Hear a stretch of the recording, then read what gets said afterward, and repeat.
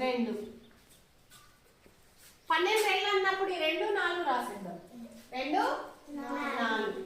12 3 అన్నప్పుడు 3 6 రాసేద్దాం. 3 6. 12 4 అన్నప్పుడు 4 8 రాసేద్దాం. 12 5 అన్నప్పుడు ఈ 5కి 1 కలపాలి అంతే, సింపుల్. 5కి 1 కలిపితే ఎంత? 6. ఈ 6 రాసేసిన తర్వాత ఈ 0ని ఇక్కడ పెట్టాలి.